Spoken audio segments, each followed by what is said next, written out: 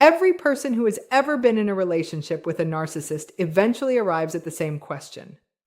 Why does this keep happening? The answer isn't what most people expect, and once you understand it, the entire pattern finally makes sense. There is a question that surfaces in almost every relationship that involves a narcissistic personality, not always spoken aloud, but present nevertheless. Why does it feel like genuine connection is always just slightly out of reach?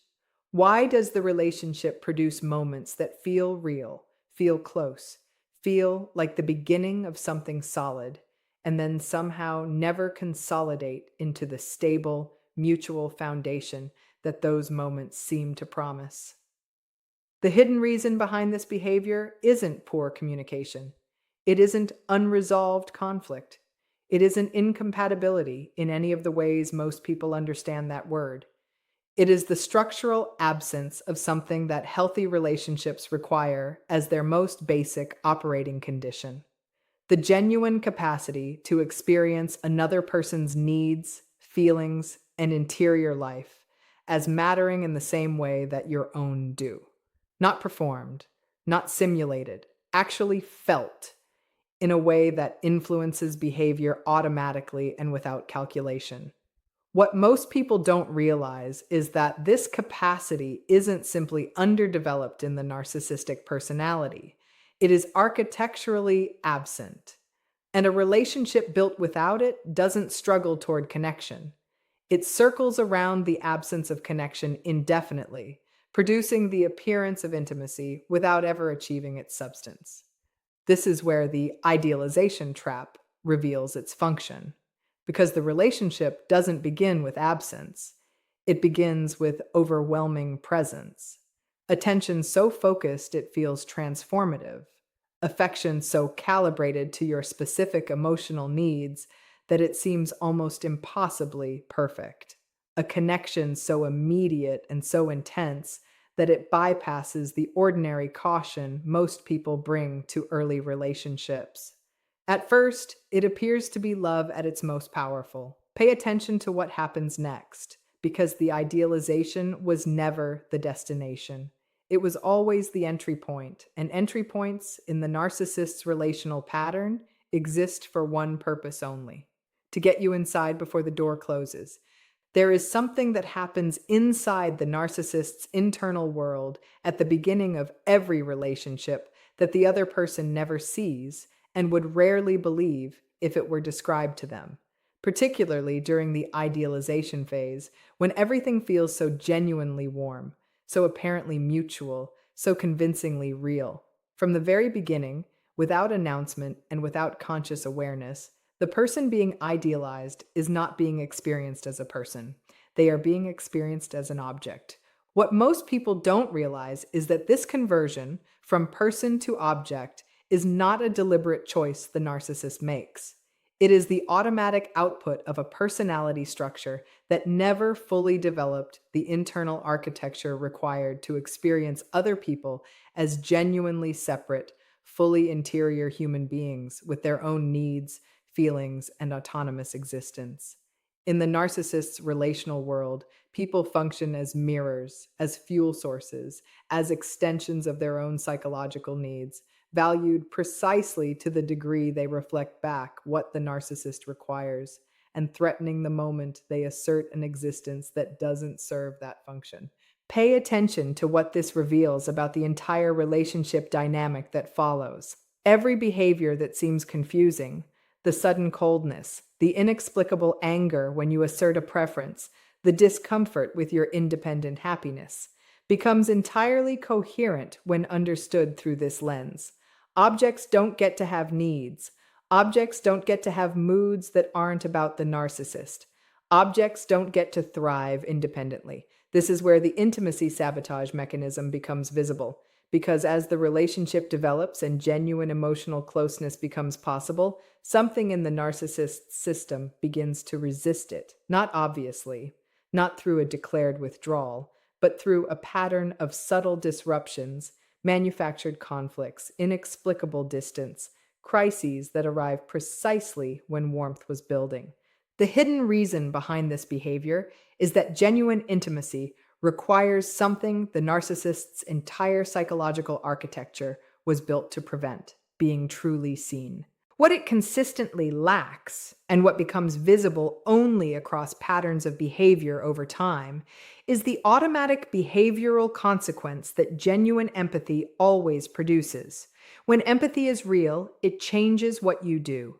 When it is simulated, it only changes what you say. There is a moment that arrives in every relationship involving a narcissistic personality, a moment that feels, when it happens, like it should be resolvable. A conflict has occurred, something real has happened, something that caused genuine harm, and the ordinary expectation of a functional relationship is that both people will engage with it honestly, that there will be acknowledgement, accountability, and some form of genuine resolution that allows the relationship to move forward on more solid ground. That moment never arrives. What most people don't realize is that the absence of genuine accountability in the narcissistic personality is not a behavioral choice that could be made differently with sufficient motivation or sufficient love. It is a structural impossibility, rooted in the same psychological architecture that drives every other pattern discussed here.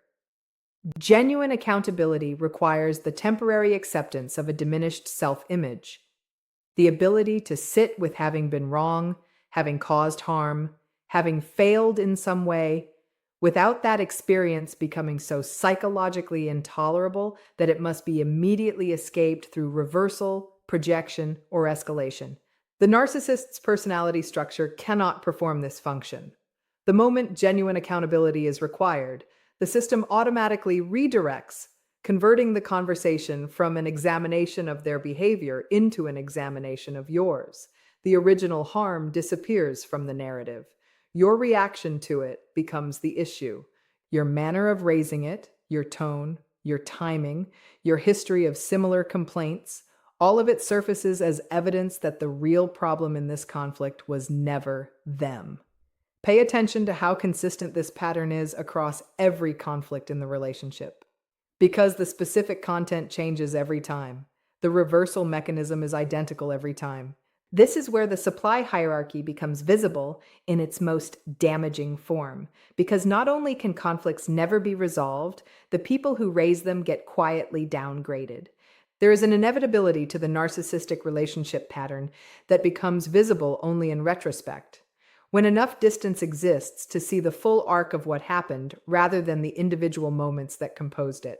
And what that arc reveals, consistently and without exception, is that the devaluation was never triggered by something the partner did. It was scheduled, not consciously, not with deliberate planning, but structurally as the predictable output of a personality system that moves through a fixed sequence, regardless of who the partner is, how much they love, how carefully they manage their behavior, or how thoroughly they dedicate themselves to being what the narcissist needs. What most people don't realize is that devaluation begins the moment the idealization phase has extracted its maximum value. When the novelty of a new supply source fades, when the fresh attention, the new admiration, the particular emotional reactions of a new person have been experienced enough to lose their stimulating quality, the internal conversion begins. The idealized object becomes a target, not because something changed in the partner, because something completed its cycle in the narcissist. The hidden reason behind this transition connects to something the narcissist carries that they will never consciously acknowledge: a reservoir of self-contempt so deep and so threatening that it cannot be held internally without becoming unbearable. And the most reliable relief valve for that self-contempt is its displacement onto the people closest to them. The partner who was once the mirror reflecting the narcissist's greatness becomes the surface onto which everything the narcissist cannot tolerate about themselves gets projected. Pay attention to what the devalued partner is typically accused of. The criticisms rarely match observable behavior. They match, with uncomfortable precision, the narcissist's own most carefully concealed characteristics. This is exactly what they want you to believe is about you. It was never about you.